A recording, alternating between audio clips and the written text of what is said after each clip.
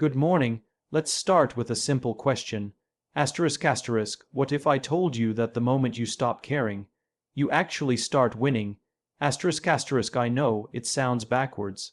We're taught from a young age that caring deeply, fiercely is the path to success. Care what others think. Care about being the best. Care about how you're perceived. But there's a hidden trap in all of that caring. Asterisk asterisk, it shifts our focus from what matters to what doesn't. Asterisk asterisk, let me tell you a story. Years ago, there was a talented young entrepreneur I met. She started a business with a real mission to serve people better than anyone else. But over time, she began to drown in expectations. Investors wanted faster growth. Friends judged her choices. Social media screamed opinions at her day and night. And slowly, without realizing it, she started to make decisions not based on asterisk why asterisk she started, but based on asterisk who might be watching. Asterisk, she cared so much about appearances, about validation, about approval that she lost her way. Her breakthrough came not when she worked harder, not when she networked more, not when she hired better consultants. It came one exhausted Friday afternoon when she sat at her desk and said aloud, asterisk asterisk, I'm done. I'm done trying to impress everyone.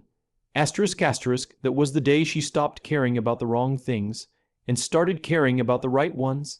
She rebuilt her business around her values, her vision, her authenticity, not around fear. And guess what? That's when she started winning. Asterisk asterisk, because when you stop caring about the noise, the expectations, the pressure, you reconnect with purpose. Asterisk asterisk, and purpose is magnetic. It draws people to you. It fuels resilience. It fosters trust. It's what allows you to keep going when others quit. It's what helps you win not just once, but over and over. So when I say stop caring, I don't mean stop loving what you do. I don't mean stop having empathy or passion. I mean, stop giving your energy away to things that have no power to define you. Stop caring if they laugh. Stop caring if you don't fit their mold. Stop caring if the timeline is longer than you hoped. Start caring fiercely about your values. Start caring about the impact you want to leave. Start caring about the people who believe in you even when the results aren't instant. Once you stop caring about winning in the way the world measures winning, you actually start to win in the only way that matters. Asterisk asterisk, winning in a way that feels like freedom. Asterisk asterisk, we often believe that caring deeply is the ultimate path to success. From an early age, we're taught to pay close attention to what others think, to be mindful of their expectations, to strive for approval from teachers, parents, peers, and eventually colleagues and bosses. But somewhere along the way, that caring can quietly shift from a healthy sense of connection to an unhealthy obsession with external validation.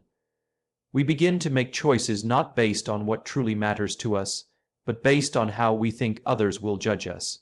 We lose sight of our internal compass because we're so busy adjusting to every external signal.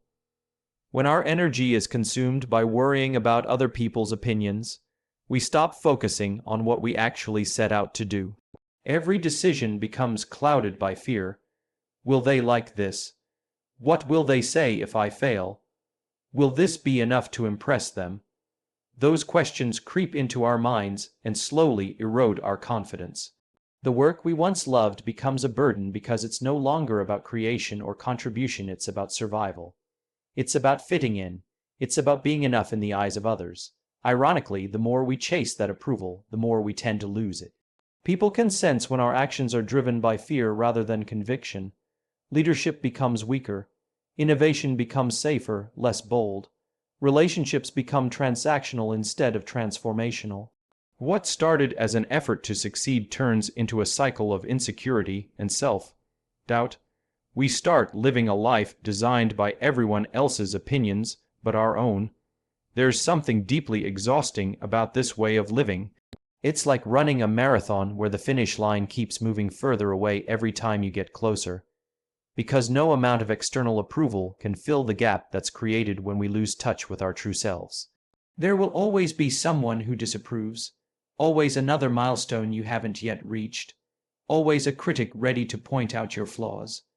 The truth is that the more we care about those external forces, the more power we give them over us. Every fear, every hesitation, every watered-down decision comes from placing the opinions of others above the clarity of our own mission.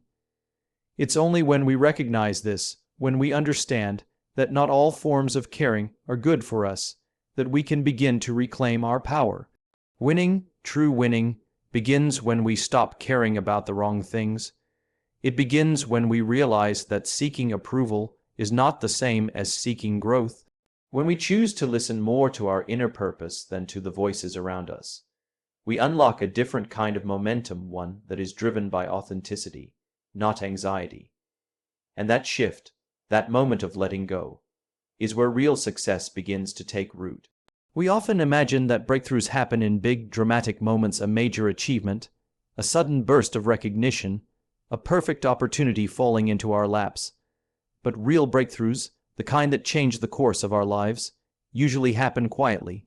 They happen when we finally reach a point where the pressure to perform for others becomes too heavy to carry. They happen when we are so exhausted by trying to meet expectations that we no longer have the energy to pretend. In that quiet collapse, when we say enough, something powerful stirs within us. It's not defeat. It's the beginning of freedom. For so long, we work to be seen a certain way. We curate how we show up in meetings. We measure every word, every action, every decision against how it will be perceived. We try to manage our image because we believe that approval is the currency of success. But it's a losing game. No matter how carefully we craft our lives, there will always be someone who disapproves. There will always be standards we cannot meet. And so the stress builds slowly but surely until the day comes when we realize we're living someone else's version of success, not our own. The moment we let go of that, something incredible happens. We stop performing and start living. We stop editing ourselves and start expressing ourselves. We make choices not because they are popular, but because they are right. We measure progress not by applause, but by alignment with our own values. That shift changes everything. Suddenly, work feels meaningful again. Relationships become more honest. Goals feel exciting rather than oppressive. This is not because the external pressures disappear. It's because they lose their grip on us. When you stop trying to impress, you get back to the heart of why you began your journey in the first place. You remember the ideas that set your soul on fire before anyone else's opinions clouded them. You rediscover your voice, the one that was never meant to be a copy of someone else's expectations, but was always meant to stand on its own. Winning stops being about meeting the standards set by others and starts being about exceeding the standards you set for yourself. The world notices when you lead from a place of authenticity. People are drawn to clarity, to confidence that isn't manufactured but earned through internal alignment. Ironically, when you stop chasing approval, you often end up receiving more genuine support than ever before. Because now, you're not just another face trying to fit in, you're someone brave enough to stand out by being real. Letting go of external expectations doesn't make the path easier. It doesn't guarantee overnight success. But it guarantees something better, a journey worth being proud of, a life where every win, big or small, feels real. It guarantees that when you finally do win, it will be on your own terms, for reasons that actually matter to you. Purpose is one of the most powerful forces in the world, yet it's often underestimated in a culture that idolizes approval and external validation. When we live and work based on the desire to be liked, praised, or admired, we are building on a shaky foundation. External approval is fickle. It can change overnight. What people applaud today, they may criticize tomorrow. Trends shift, opinions evolve, and public favor is impossible to predict. If our motivation is tied to the approval of others, our confidence will rise and fall with every passing comment, every fleeting trend, and every shifting opinion. Purpose, however, is steady. It doesn't fluctuate based on external noise. It comes from a place so deep inside us that it can't easily be shaken. When we are connected to a sense of why we do what we do, not just what we do or how we do it, we anchor ourselves to something bigger than personal success. We tether ourselves to meaning, and that meaning fuels a kind of resilience that approval never can. When you lead with purpose, you can endure the criticism, the setbacks, the moments of loneliness that often come when you dare to stand apart. You no longer need to please everyone because you are not looking outward for your sense of worth. You are looking inward. The opinions of others may still hurt from time to time. We are all human, but they do not control your direction. They do not decide whether you keep going or give up. You keep moving not because the world is cheering for you, but because you know deep down that your work, your mission, and your choices matter. Purpose also builds trust in a way that performance for approval never can. People are drawn to authenticity. They can sense when someone is motivated by something real, something deeper than the desire to be liked. When leaders, creators, and builders are driven by purpose, they create spaces where trust can thrive. They attract collaborators, clients, and communities who believe in the mission, not just the personality. And that kind of trust is far more durable than popularity. It creates loyalty, fosters innovation, and builds cultures that can weather inevitable storms. When purpose is your foundation, you stop seeing obstacles as signs that you should quit. You start seeing them as part of the journey. You signed up for challenges that refine you, not defeat you. Purpose helps you stay creative, stay bold, and stay hopeful even when immediate results are not visible.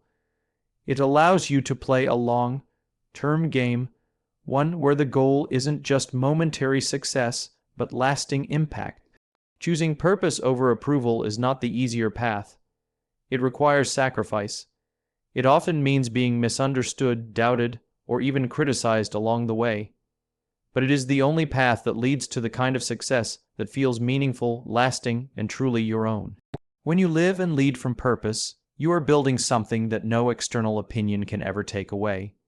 One of the most liberating realizations we can have is that winning doesn't have to look the way the world says it should. We are constantly surrounded by images, headlines, and success stories that push a certain narrative. More money, more followers, more awards, faster growth. According to this view, winning is about outperforming everyone else by visible, measurable standards. But this external scoreboard is not only exhausting, it's often meaningless when it comes to true fulfillment.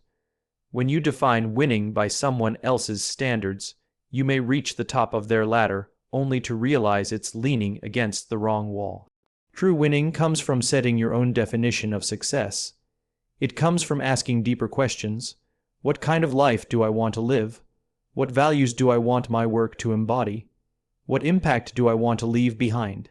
Success based on these internal measures may not always be flashy or instantly celebrated by the masses, but it is lasting. It is deeply satisfying. It is success that feels good on the inside, not just impressive on the outside. When you let go of the world's narrow definition of winning, you open yourself up to a much richer experience. You might choose a slower path because it aligns better with your health, your relationships, and your peace of mind. You might prioritize depth over scale, choosing meaningful connections over superficial popularity. You might invest in building something sustainable rather than chasing fast, temporary results. And all of that is winning, real winning, because it's aligned with what matters most to you, not to the crowd. There's an incredible freedom in deciding that you don't need a certain number in your bank account, a certain title on your resume, or a certain amount of public recognition to consider yourself successful. It frees you from the endless cycle of comparison and competition. It allows you to celebrate others' victories without questioning your own path.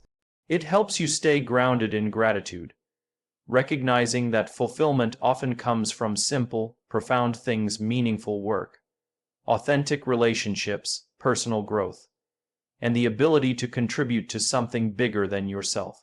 By redefining winning on your own terms, you also build resilience. You're no longer chasing approval that can be taken away by forces outside your control. You're measuring yourself by standards that are internal and deeply personal. And because of that, setbacks don't feel like identity, crushing failures. They're just part of the journey, moments to learn, adjust, and keep moving toward a vision that remains crystal clear. The world will always try to tell you what winning should look like. But the real question is, what does winning look like for you? Answer that honestly, live it courageously, and you'll find that success isn't something you chase, it's something you embody every single day. And no one, no matter how loud their opinions, can take that away from you.